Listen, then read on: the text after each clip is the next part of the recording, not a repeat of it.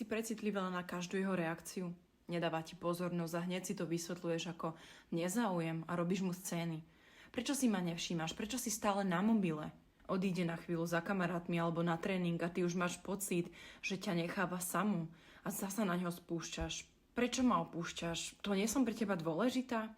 Alebo si chce len na chvíľku oddychnúť a ty sa spúšťa ten strach.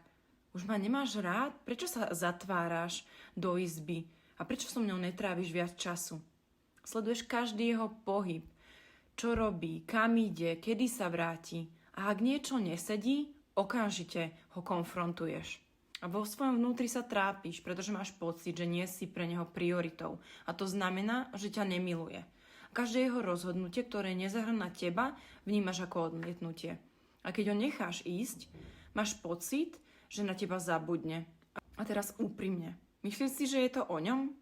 Nie. Je to o tebe. Možno si nikdy nezažila, že niekomu na tebe naozaj záležalo, bez toho, aby si musela bojovať o jeho pozornosť. Možno si sa naučila, že ak si neustále na blízku, máš tak kontrolu a nemôže ťa ten druhý zraniť. A možno hlboko v sebe si sebou neistá. A tak každé jeho neurčité správanie berieš ako potvrdenie svojich obav. Lenže ak ho neustále kontroluješ a vyčítaš mu, že má svoj priestor, tak toho od seba len viac odtlačíš. Prečo si myslíš, že jeho svet musí byť stále o tebe? Prečo si presvedčená, že ak na chvíľku venuje čas niekomu inému, že ťa nemá rád?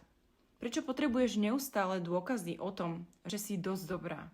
Čo by sa stalo, keby si všetky tieto strachy a myšlienky nechala ísť?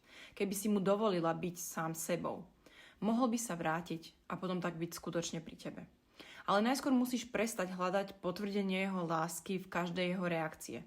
Tú istotu musíš najskôr nájsť sama v sebe. Chceš pochopiť, prečo sa takto cítiš a naučiť sa, ako to zmeniť? Pridaj sa do výzvy Uzdrav seba a svoje vzťahy. Odkaz nájdeš v bio.